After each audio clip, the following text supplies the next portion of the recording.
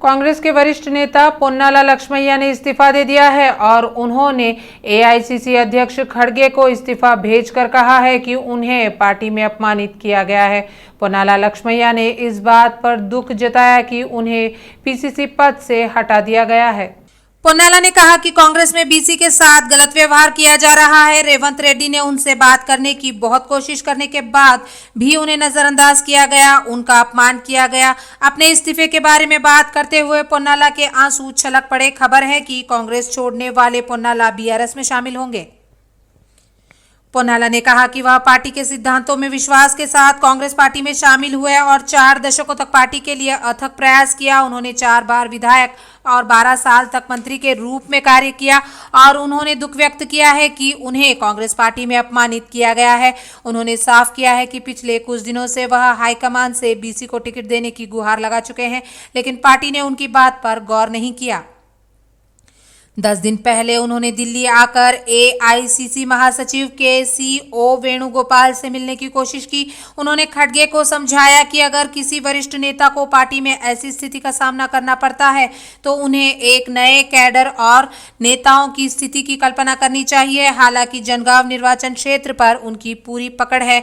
उन्होंने स्पष्ट किया कि कुछ लोगों ने उन्हें टिकट पाने से रोका। उन्होंने कहा कि सर्वे के नाम पर टिकटों में कई तरह की हेराफेरी हो रही है।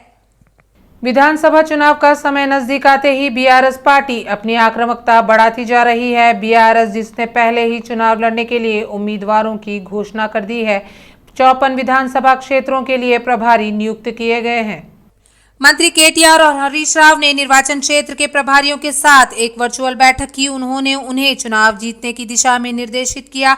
इस मौके पर उन्होंने कहा कि सभी विधानसभा क्षेत्रों में बीआरएस के प्रति सकारात्मक माहौल है। यह सुझाव दिया गया है कि हर दरवाजे पर जाएं और लोगों को इन 10 वर्षों में बीआरएस सरकार द्वारा किए गए विकास व कल्याणकारी कार्यक्रमों के बारे में बताएं। उन्होंने कहा कि पार्टी लाइन में समन्वय बनाकर अभियान चलाया जाना चाहिए।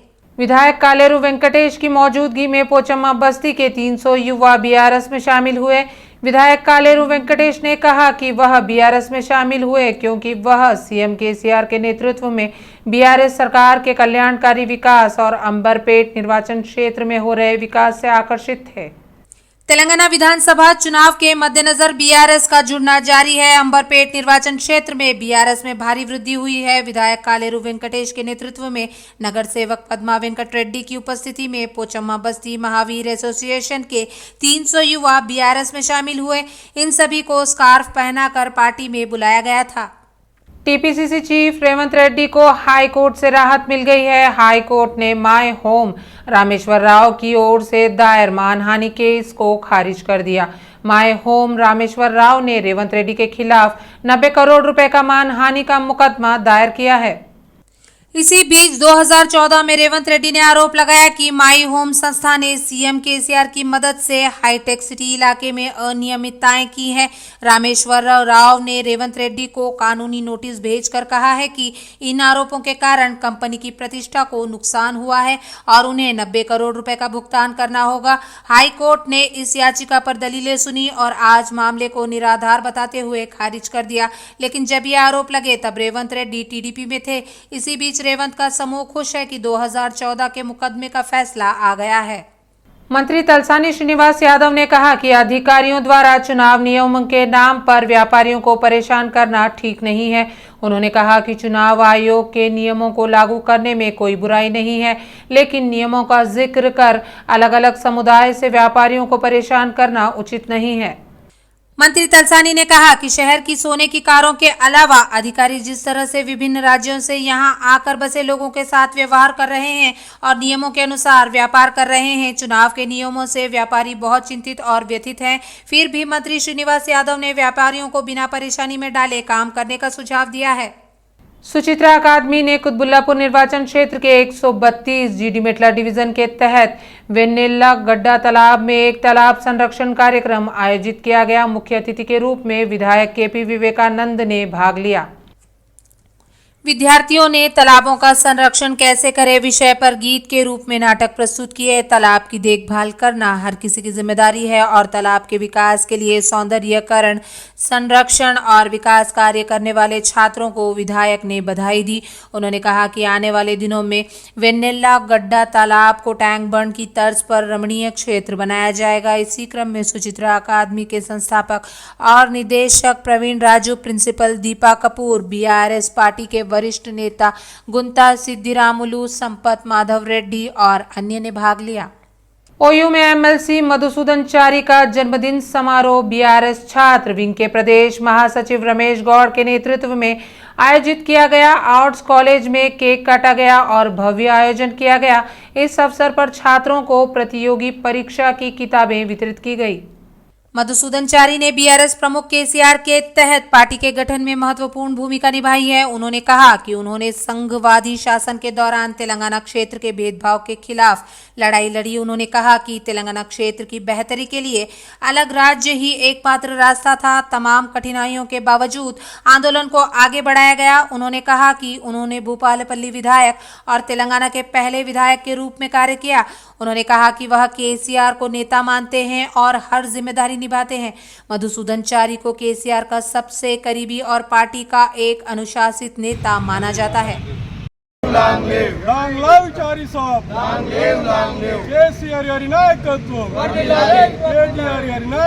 मेडचल जिले के जवाहर नगर निगम अंतर्गत रोज गार्डन सामने सेप्टिक टैंक के रिसाव से निवासियों को परेशानी हो रही है। जवाहर नगर दमईगुड़ा मुख्य मार्ग पर नालियों का गंदा पानी सड़क पर बह रहा है, जिससे लोगों को आवागमन में काफी परेशानी हो रही है। इससे अक्सर दुर्घटनाएं होती रहती है। स्थानीय लोग मांग कर रहे हैं कि संबंधित अधिकारी तत्काल कार्रवाई करें और तुरंत मरम्मत करें। इस पर अधिक जानकारी हमारे सिटी विजन के प्रतिनिधि वेंकटेश द्वारा प्रदान की जाएगी। तारनाका बुद्धनगर मंडल की कई बस्तियों में बीजेपी नेताओं ने बस्ती बीटा कार्यक्रम का आयोजन किया। भाजपा नेताओं ने घर घर जाकर जन समस्याओं के बारे में जाना। बीजेपी नेताओं ने 30 नवंबर को होने वाले तेलंगाना राज्य चुनाव में भारतीय जनता पार्टी को वोट देने के लिए कहा। उन्होंने विश्वास जताया कि इस चुनाव में बीजेपी पार्टी की जीत तय है। इसी कार्यक्रम में बीजेपी नेता और कार्यकर्ता शामिल हुए।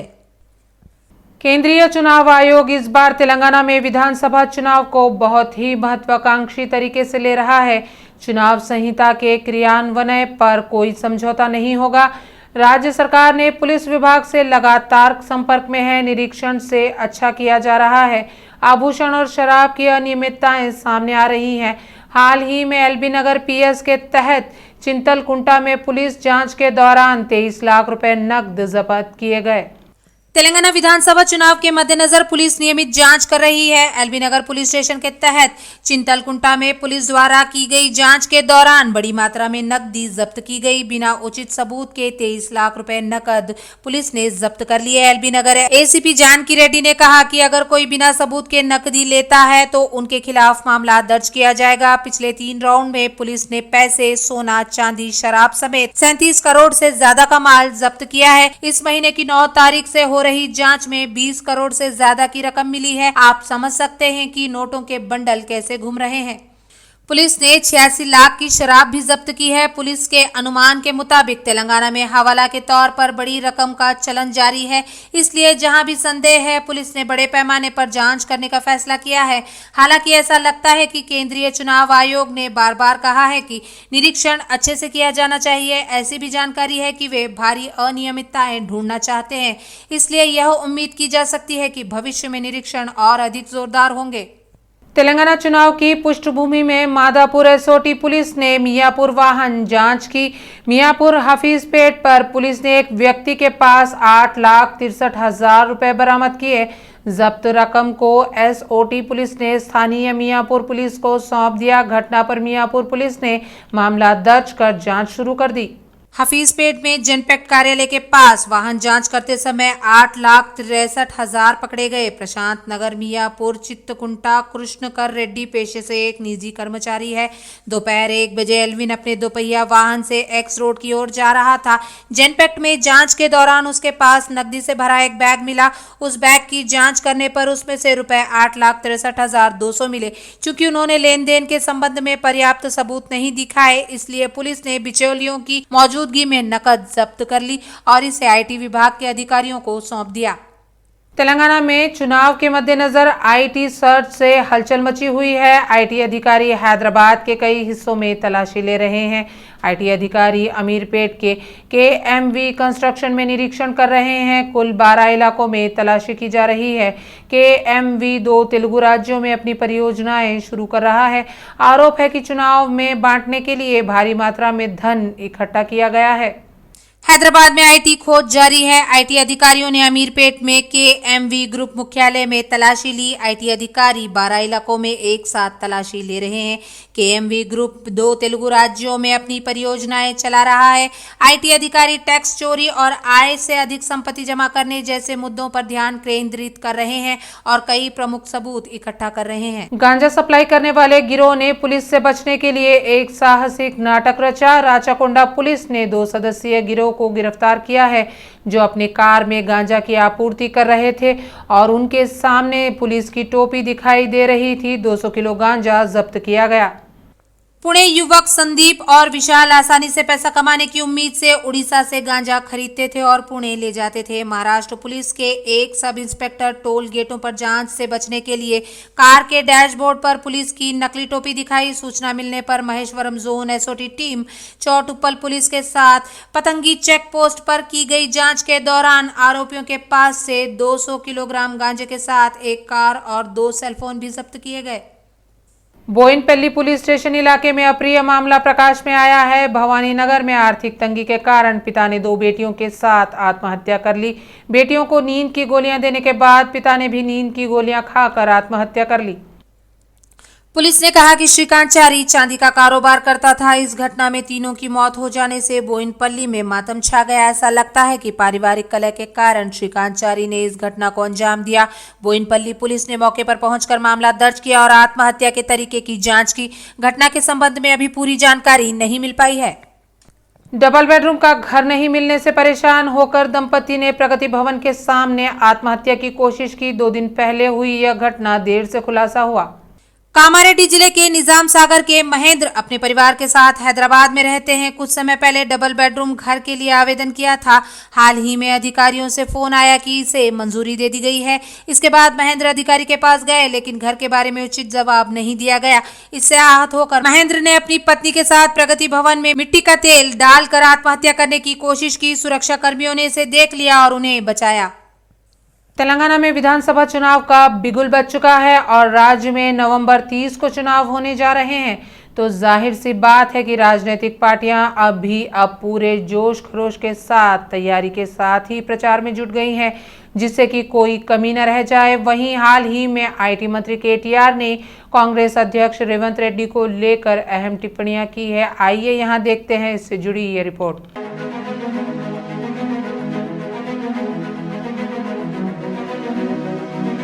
वहीं जहां बीजेपी और कांग्रेस अपने वरिष्ठ नेताओं को दिल्ली से राज्य में चुनाव प्रचार के लिए बुला रही है, वहीं सत्तारूढ़ पार्टी भी अब पूरी तरह से सक्रिय हो गई है। मुख्यमंत्री केसीआर, जो इतने दिनों से बीमारी के चलते सारे राजनीतिक कार्यक्रमों से दूर थे, अब पूरी तरह से प्रचार में जुटने वाले हैं।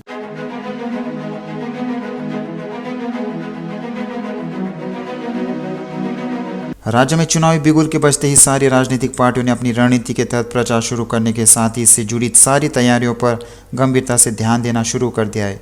जहां कांग्रेस अपनी चुनाव वादों से जनता को लुभाने में लगी है, वहीं बीजेपी दिल्ली से वरिष्ठ नेताओं को बुलाकर चुनाव प्रचार करा रही है। वहीं अब बीआरएस ने भी इस पर ध्यान शुरू कर दिया है। साथ ही सीएम केसीआर का प्रचार शेड्यूल भी जारी कर दिया है।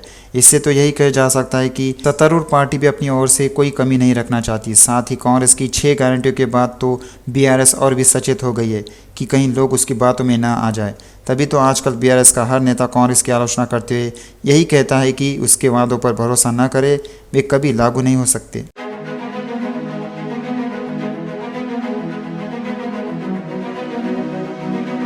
वहीं हाल ही में बीआरएस के कार्यकारी अध्यक्ष के.टी. रामाराव ने बताया कि सीएम केसीआर जल्द ही घोषणाएं करेंगे जिसमें तेलंगाना के लोगों को फायदा होगा। इससे तो यही लगता है कि बीआरएस भी जनता को लुभाने के लिए कुछ नई घोषणाएं कर सकती है।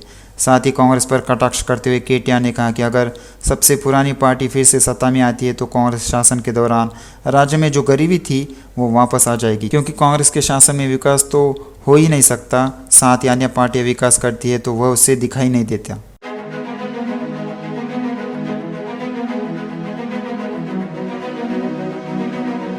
इसके अलावा के.टी. ने पूरे विश्वास के साथ कहा है कि आगामी चुनाव केसीआर को एक बार फिर सीएम चुनने के लिए ही हो रहे हैं। उन्होंने कहा कि राज्य के किसी भी राजनीतिक दल में कोई ऐसा नेता नहीं जो केसीआर का मुकाबला कर सके। केसीआर ने राज्य में इतनी कल्याणकारी योजनाओं को लागू किया है कि जनता उनके सिवाय किसी अन्य को तो चुना ही नहीं सकती। उन्होंने पूछा, क्या कांग्रेस में कोई सीएम उम्मीदवार है? क्या इस राज्य के राजनीतिक दलों में कोई ऐसा नेता है जो केसीआर से मुकाबला कर सके?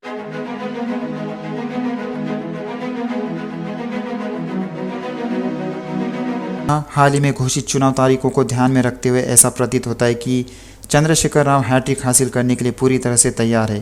के.टी. ने कहा कि मुख्यमंत्री के रूप में चंद्रशेखर राव का तीसरा कार्यकाल लगभग तय लग रहा है। सब कुछ हमारे पक्ष में ही हो रहा है। चुनाव 30 नवंबर को ही है और नतीजे 3 दिसंबर को आएंगे। 3 और 3 का प्रतीकवाद उल्लेखनीय है क्योंकि हमारा भाग्यशाली अंक 6 है और चंद्रशेखर राव अपने तीसरे कार्यकाल के लिए तैयार है। ऐसा लगता है कि तारीखें सोच समझकर हमारे लिए ही चुनी गई है।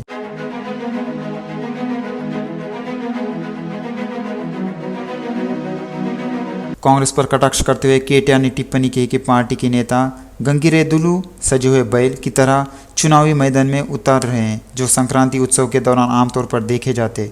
उन्होंने बिजली, पेयजल, कृषि, सिंचाई और कल्याण कार्यक्रमों में प्रगति पर जोर देते हुए 2014 के बाद से हुई प्रगति पर विचार करते हुए मतदाताओं से विवेकपूर्ण तरीके से अपने मताधिकार का प्रयोग करने का आग्रह किया। उन्होंने भ्रामकवादों में न फंसने के प्रति आगाह किया।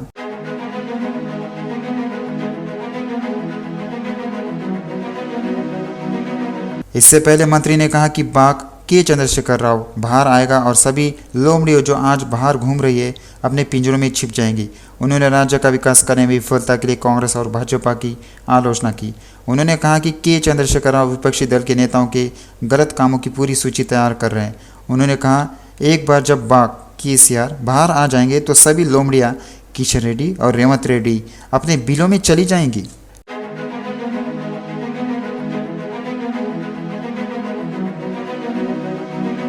इसके बाद के.टी. ने टीपीसीसी अध्यक्ष रेवंत रेड्डी पर निशाना साधते हुए पूछा, क्या हम उनकी रेवंत की बातों पर विश्वास कर सकते हैं? वह ऐसे चोर है जो नोटों के बंडलों के साथ पकड़ा गया था। क्या हम राज्य को ऐसे अपराधियों के हाथों में सौंप देंगे? उन्होंने वोट के बदले नोट मामले का जिक्र करते हुए ये बात कही। साथ ही राज्य में कांग्रेस की 6 गारंटी योजनाओं के बारे में बात करते हुए के.टी. ने कहा कि गुर्राने वाली लोमड़िया का बाघ पर कोई असर नहीं पड़ता। केसीआर ऐसी बातें नहीं करते बल्कि राज्य में उनकी विश्वसनीयता है। लोगों को उन पर भरोसा है क्योंकि वे जो कहते हैं वही करते हैं। पर कांग्रेस ऐसी है जो कहती है वह कभी नहीं करती। इसीलिए राज्य में तो बीआरएस ही जीतेगी और हैट्रिक बनाएगी, यह तय है। के.टी. की बातें सही साबित होती भी है या नहीं, यह तो हमें चुनाव के परिणाम आने के बाद ही पता चलेगा।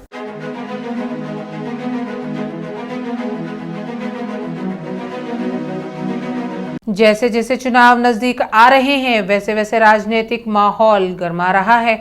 एक और राजनीतिक पार्टियां जुबानी जंग चला रही है तो वहीं कई और पार्टियां नेताओं के आपस में ही टिकटों को लेकर घमासान मचा हुआ है। सवाल यह उठता है कि क्या ये लोग आपस में लड़ते हुए चुनाव में पार्टी की जीत पर फोकस कर सकेंगे? आइए यहाँ देखते हैं इससे जुड़ी ये रिपोर्ट।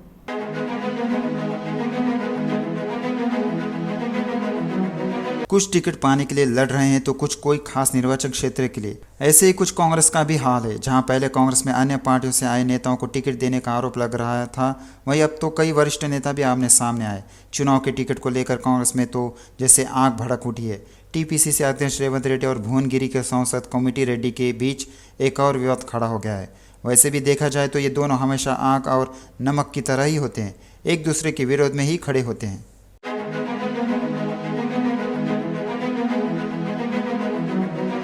अब इब्राहीमपट्टनम टिकट ने दोनों नेताओं के बीच दरार पैदा कर दी है। जहां रेवंत रेड्डी मल रेड्डी रंगारेड्डी के लिए टिकट पाने के लिए पूरा जोर कोशिश कर रहे हैं, वहीं कोमटिरेड्डी रेड्डी यह कह रहे हैं कि उन्हें संसदीय क्षेत्र में रेवंत इतनी दिलचस्पी क्यों ले रहे हैं। मालूम हो कि इस विषय पर दोनों नेताओं के बीच दिल्ली में तीखी बहस भी हुई थी। वहीं सुंकी रेड्डी का कहना है कि अगर पैराशूट नेता को टिकट दिया गया तो वे चुप नहीं रहेंगी। काशी रेड्डी के समर्थन में वापसी चंद्र रेड्डी का समूह सुंकी रेड्डी के समूह के साथ बैठकें कर रहा है। उनका कहना है कि वह इस मामले में पीछे हटने वाली नहीं है।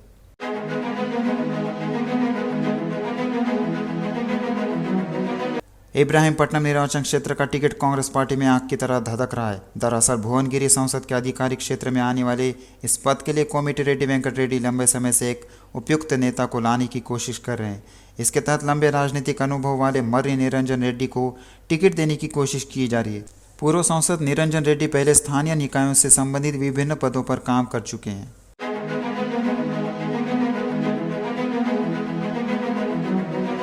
उनके ग्रुप के लोगों का कहना है कि उनकी स्थानीय स्तर पर अच्छी पकड़ है। इस पृष्ठभूमि में चूंकि मल्ला रेड्डी अब तक रंगारेड्डी को मौका देते रहे हैं, इसलिए कोमटिरेड्डी गुट का तर्क है कि इस बार पार्टी का नेतृत्व निरंजन रेड्डी को दिया जाना चाहिए।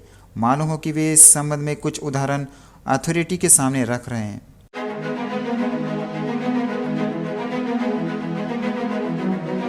हाल ही में पता चला है कि इसी मुद्दे पर दिल्ली में टीपीसीसी अध्यक्ष रेवंत रेड्डी और कोमटिरेड्डी वेंकट रेड्डी के बीच तीखी बहस हुई थी। जब रेवंत ने मल्ल रेड्डी के लिए जोर दिया तो कोमटिरेड्डी ने कहा कि निरंजन रेड्डी को यह सीट दी जानी चाहिए। साथ ये सभी कहा कि मुझे कम से कम मेरे संसदीय क्षेत्र में तो प्राथमिकता दी जानी चाहिए। बताया गया है कि बहस और झगड़े से कोमटिरेड्डी नाराज हो गए और फिर वह वहां से चले गए।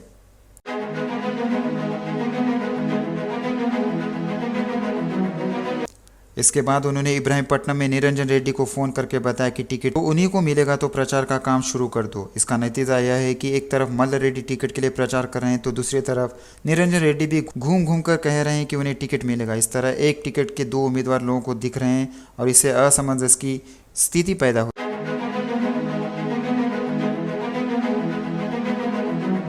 इसके अलावा दो अन्य बीसी नेता भी इस क्षेत्र में कांग्रेस की टिकट के दावेदारों में शामिल है। खासकर जब से कांग्रेस पार्टी ने प्रत्येक संसदीय क्षेत्र में बीसी को 2 विधानसभा टिकट देने का वादा किया है। बीसी नेता इस बात पर जोर दे रहे हैं कि इब्राहीमपट्टनम का टिकट उन्हें उसी के हिस्से के रूप में दिया जाना चाहिए। इन सभी घटनाक्रमों से क्षेत्र के कांग्रेस नेता और कार्यकर्ता असमंजस में पड़ गए हैं। यह सब देखकर तो यही कहा जा सकता है कि कांग्रेस कभी नहीं बदलेगी। ऐसा कहकर राजनीतिक तौर पर पदों को समायोजित किया जा रहा है।